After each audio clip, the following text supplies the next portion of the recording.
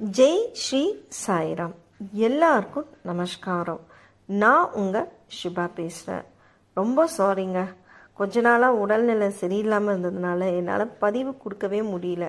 Voice டோட்டலாகவே change ஆகிடுச்சு. அதனால தான் ரொம்ப டிலே பண்ணிட்டேன் இந்த பதிவு கொடுக்கறதுக்கு. ஓகேங்களா? கணேச சதுர்த்தி அன்னைக்கு ஒரு பதிவு போட்டிருந்தோம். குழந்தை இல்லாதவங்க கணேச சதுர்த்தி அன்னைக்கு நீங்கள் பூஜை பண்ணிங்கன்னா உங்களுக்கு கண்டிப்பாக குழந்தை பிறக்குன்னு சொல்லிட்டு நாங்கள் பதிவு போட்டிருந்தோம். அந்த பதிவினுடைய தொடர்ச்சி தான் இந்த வீடியோ பார்ட் 2. அதுக்கப்புறமா ஸ்ரீபாத வல்லபர் யாருன்னு சொல்கிறேன்னு சொல்லியிருந்தேன். அதுவும் சேர்த்து இதே பதிவில் நான் உங்ககிட்ட ஷேர் பண்ணிக்கிறேங்க. வாங்க பார்த்து தெரிஞ்சுக்கலாம். யார் இந்த ஸ்ரீபாத ஸ்ரீவல்லபர்? அவருக்கும் விநாயகருக்கும் உள்ள தொடர்பு என்னன்னு சொல்லிட்டு போன பதிவில் ஒரு கேள்வியோட நான் முடிச்சிருப்பேங்க. அந்த கேள்விக்கான பதில் தான் இந்த பதிவில் உங்ககிட்ட நான் ஷேர் பண்ணிக்கிறேன். ஸ்ரீபாத ஸ்ரீவல்லபர் தத்தாத்திரேயருடைய முதல் அவதாரங்க. அது யாருப்பா புதுசாக தத்தாத்திரேயன்னு சொல்லிட்டு நீங்கள் கேட்குறீங்களா? அவர் வேற யாருமே இல்லைங்க. நம்ம தமிழ்நாட்டில் அவருக்கான பெயர் மும்மூர்த்திகள்: பிரம்மா, விஷ்ணு, மகேஸ்வரர்.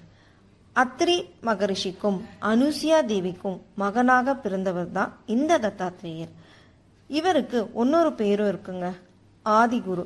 நம்ம தமிழ்நாட்டில் இருந்து தாண்டி போனீங்கன்னா அவருக்கு பெயர் தத்தாத்திரேயர். செல்லமா வட இந்தியர்கள் தத்தா தத்தான்னு தான் அவரை கூப்பிடுவாங்க. அவ்வளவு ஏங்க, நமக்கு நல்லா தெரிஞ்ச சாய்பாபாவும் தத்தாத்திரேயருடைய அவதாரம்னு சொல்லிட்டு நம்ம எல்லாருக்குமே தெரியும். சாய் சச்சரித்திரத்தில் 38வது அத்தியாயத்தில் நானா சாஹிப் சந்தோர்கர் தத்தர் கோயிலுக்கு போகாம நேராக பாபா பார்க்க போயிட்டாரு. பாபா அவர்கிட்ட நானா, ஏன் நீ தத்தர் கோயிலுக்கு போகாம என்னை பார்க்க வந்தேன்னு சொல்லிட்டு கோச்சிக்கிட்டாரு. என்னம்மா ஸ்ரீபாத ஸ்ரீ வல்லபரை பற்றி சொல்கிறேன்னு சொல்லிட்டு என்னமோ சொல்லிகிட்டே இருக்கீங்கன்னு சொல்லிட்டு நீங்கள் கேட்குறது எனக்கு நல்லா தெரியுது. எல்லோருக்கும் எல்லாத்துக்கும் ஒரு கனெக்ஷன் இருக்குங்க. அது போக போக நான் ஸ்ரீபாதரோட வரலாற்று மகிமை பற்றியும் லீலைகள் பற்றியும் சொல்லும்போது உங்களுக்கே அது ஆச்சரியமாகவும் அதிசயமாக இருக்குங்க. பிற்காலத்தில் வர இருக்கும் முக்கியமான விஷயம் அவர் முன்கூட்டியே தன்னோட காலகட்டத்தில் அவர் சொல்லியிருக்காருங்க. அவர் 1330 தன்னோட நெருக்கமான பக்தரான சங்கர் பத் கிட்ட சொல்லியிருக்காரு. அது இப்போ புத்தகமாக வெளிவந்திருக்கு. அந்த புத்தகத்தினுடைய பெயர் சம்பூர்ண ஸ்ரீபாத ஸ்ரீவல்லபர்.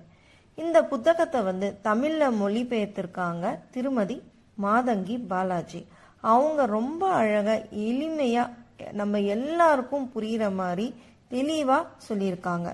புத்தகம் வேணுன்றவங்க கீழே டிஸ்கிரிப்ஷன் பாக்ஸில் கொடுத்துருக்கேங்க. தேவையாக இருக்கிறவங்க இன்ஃபர்மேஷன்ஸை பார்த்து புக்கை நீங்கள் ஆர்டர் பண்ணிக்கலாம். கணபதி தான் 30 கணங்களின் அதிபதி. அதனால்தான் ஸ்ரீபாத ஸ்ரீவல்லபர் 1320ஆம் ஆண்டு கணேச சதுர்த்தி அன்று சித்திர நட்சத்திரத்தில் துலாம் ராசியில சிம்ம லக்னத்தில் பூமியில் அவதரித்து யோக வழியின் மூலம் தன்னிடம் கணபதியின் கூறுகள் இருப்பதை வெளிப்படுத்தினார்.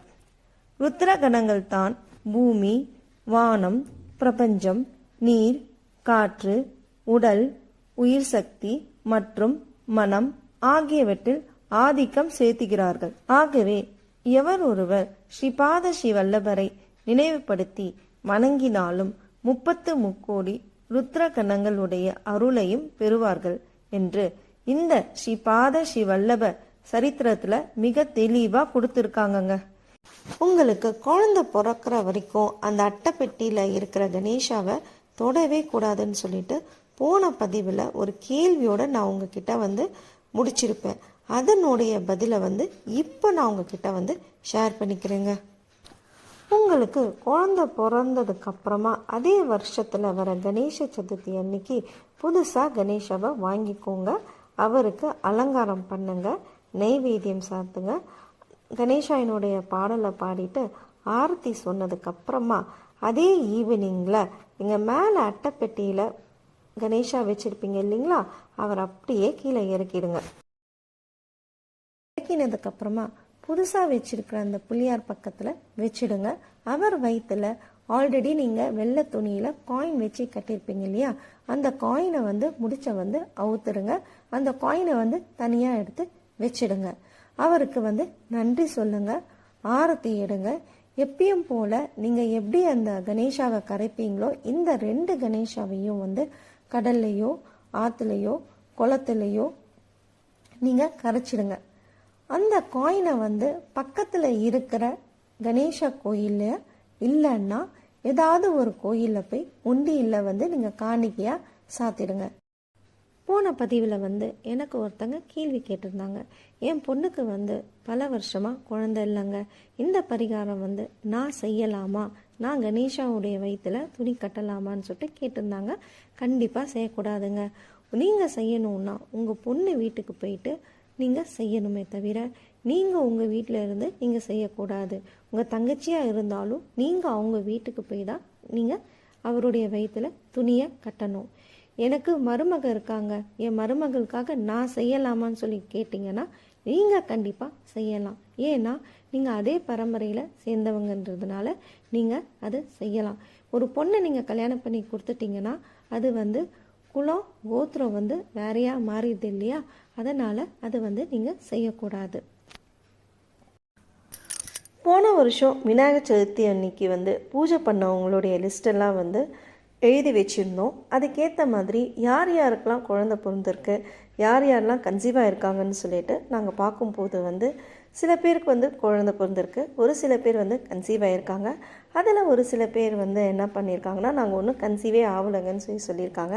நீங்கள் என்ன பண்ணீங்கன்னு சொல்லிட்டு நான் அவங்கக்கிட்ட கேட்கும்போது அவங்க பிள்ளையாருடைய வயிற்றில் வெள்ளை துணியில் காயினை வச்சு கட்ட சொல்லியிருந்தோம். அது அவங்க கட்டலை. சில பேர் என்ன பண்ணியிருக்காங்கன்னா பிள்ளையாரை அன்றைக்கே கரைச்சிருக்காங்க. சரிங்களா, நீங்கள் இந்த சித்தமங்கல ஸ்தோத்திரமும் நான் சொல்கிற அந்த ஸ்லோகம் சொல்லலைன்னா கூட பரவாயில்ல, உங்களுக்கு விநாயகருடைய ஸ்லோகம் எதுவாக இருந்தாலும் சரி உங்களுக்கு தெரிஞ்ச ஸ்லோகத்தை நீங்கள் சொல்லுங்கள்.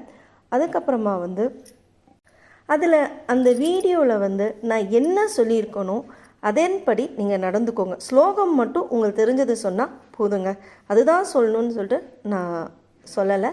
உங்களுக்கு தெரிஞ்ச ஸ்லோகத்தை கூட நீங்கள் சொல்லலாம். சில பேர் நான் எல்லாமே பண்ணியிருக்கேங்க, பட் ஆனால் எனக்கு குழந்தை தங்கவே இல்லைங்க, நான் என்ன பண்ணுறதுன்னு சொல்லிட்டு நீங்கள் கேட்குறீங்கன்னா அவங்களுக்கு என்னென்னா அந்த பிள்ளையார் அப்படியே மேலேயே இருக்கட்டும். இந்த வருஷம் புதுசாக நீங்கள் பிள்ளையார் வாங்கி அது எப்பயும் போல் நீங்கள் கரைக்கிறதா இருந்தால் நீங்கள் கரைச்சிடுங்க.